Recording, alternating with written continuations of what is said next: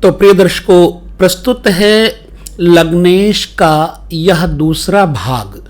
इससे पहले मैंने आपको लग्नेश 6 घरों तक क्या प्रभाव दिखाएगा, यदि आपकी जन्म कुंडली में लग्नेश लग्न से लेकर 6 घरों तक है तो उसका क्या प्रतिफल होगा, मैंने प्रथम भाग में आपको बताया। अब हम 7वें से लेकर 12वें घर तक लग्नेश के होने का प्रतिफल क्या होगा चर्चा करेंगे। हालांकि यह विषय बहुत ही दिलचस्प है। ज्योतिष का यह विषय यदि आप जानना चाहते हैं तो आप पूरी तरह से वीडियो को देखिएगा। और हम चर्चा करते हैं लग्नेश की 7वें स्थान पर। तो अगर लग्नेश 7वें में हो तो क्या फल देगा। देखिए, 7वें स्थान पर भार्या के लिए लग्नेश कष्टकारक होता है, क्योंकि लग्नेश यदि लग्न में हो तब तो वह ऊंचा होता है, लेकिन 7वें में चला जाए तो वो लग्नेश कष्टकारक होता है, क्योंकि 7वां घर है पत्नी का, 7वां घर बिजनेस पार्टनर का है, 7वां घर आंतरिक यात्राओं का भी है, 7वें घर से भार्या पत्नी इत्यादि के सुख के बारे में विचार किया जाता है। तो पापी ग्रह अगर है लग्नेश, क्योंकि यहां मंगल है और मंगल लग्न में हो, चाहे 4थे हो, चाहे 7वें हो, 8वें 12वें कहीं भी हो तो मंगलिक हो जाता है। क्योंकि यह मेष लग्न के बारे में हम चर्चा कर रहे हैं। अगली वीडियो में हम वृष लग्न यानी धनेश की 12 घरों में स्थिति क्या होती है, धन के बारे में जानने के लिए अगला वीडियो भी जरूर देखिएगा। तो 7वें भाव में यदि लग्नेश है तो भार्या यानी पत्नी के लिए कष्टकारक है। यदि शुभ लग्नेश 7वें में है तो क्या होगा, ऐसा व्यक्ति घुमक्कड़ होता है, भ्रमणशील होता है, अथवा फिर प्रसिद्ध तथा विरक्त राजा भी होता है। यदि लग्नेश 8वें में चला जाए तो 8वें में लग्न का कारक मेरे हिसाब से अच्छा नहीं होता, चूंकि हम बृहत पाराशर के विचार भी ले रहे हैं इस वीडियो के अंतर्गत। अपने विचार तो हम आपको दे ही रहे हैं, लेकिन लग्न के अंतर्गत क्या फल है हम बृहत पाराशरी को भी लेकर के चलते हैं। तो लग्न का मालिक अगर 8वें स्थान चला जाए, बृहत पाराशर लिखते हैं कि ऐसा व्यक्ति, मनुष्य की जो ऐसी रुचि होती है वो कौशल सिद्ध होता है, यानी कि लड़ाई झगड़े, कला, आर्ट इत्यादि में ऐसा व्यक्ति महान होता है। तंत्र मंत्र, जादूगरी और गुप्त विद्या में प्रवीण होता है।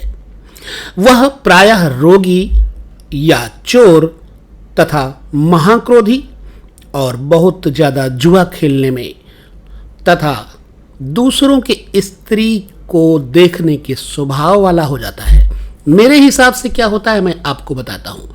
लग्न का कारक अगर 8वें घर चला जाए, 8वां घर चूंकि सुनसान, शमशान, मृत्यु का स्थान है, तो ऐसे व्यक्ति का जो वाक चातुर्य है वो कम हो जाएगा, यानी कि वाणी का प्रभाव कम हो जाएगा, दूसरों के ऊपर उसका इंप्रेशन नहीं बन पाएगा तथा ऐसा व्यक्ति आलसी होगा। यह मेरा मत है।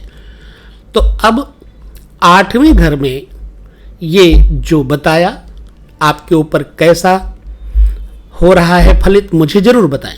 यही लग्नेश मंगल अगर चला जाए 9वें घर में तो देखिए, लग्न का मालिक अगर 9वें घर में आ जाए, क्योंकि 9वां घर भाग्य का द्योतक है, विद्या का द्योतक है, दादा, परदादा, पिता, धर्म, कर्म, संपत्ति इत्यादि का द्योतक है, आंतरिक आध्यात्मिक शक्तियों का भी द्योतक है और मूल त्रिकोण है। अतः लग्नेश यदि 9वें घर में आ जाए तो ऐसा व्यक्ति होता है लोकप्रिय, यानी कि फेमस, नेम फेम वाला होता है, विष्णु भगवान का परम भक्त होता है, वाक पटुता रहती है, बातूनी होता है, वाग्मी होता है, धन, स्त्री, पुत्र से संपन्नता इस व्यक्ति के पास तो रहेगी ही रहेगी। ये किसी के सहारे नहीं बल्कि अपना सहारा किसी के लिए बनेगा। ऐसा व्यक्ति पढ़ाने में भी रुचि रखता है, शिक्षा देने में भी रुचि रखता है और धर्म कर्म में रुचि रखता है, व्रत इत्यादि में, यज्ञ इत्यादि में भी रुचि रखता है तथा अपने कुल परंपरा का निर्वहन करने वाला होता है। यह मेरा मत है। अर्थात लग्नेश नवम में होना एक अच्छा योग बनाता है। लग्नेश अगर चला जाए दसम स्थान पर, तो दसम स्थान पर भाई बहनों कर्म का स्थान है, पिता का स्थान है, पीठ का स्थान है और रीढ़ का भी स्थान है।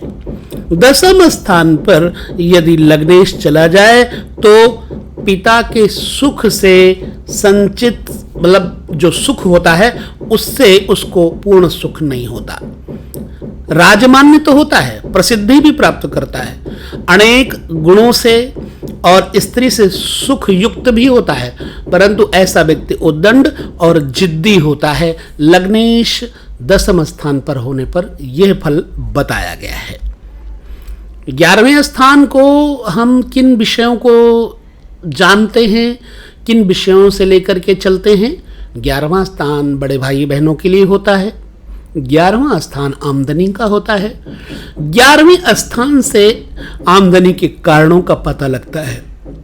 यदि लग्न का कारक 11वें स्थान में है तो मनुष्य प्रायः जो है वो अपने व्यापार को बढ़ाने में युक्त रहता है, आगे बढ़ाने का पूरा प्रयास करता है।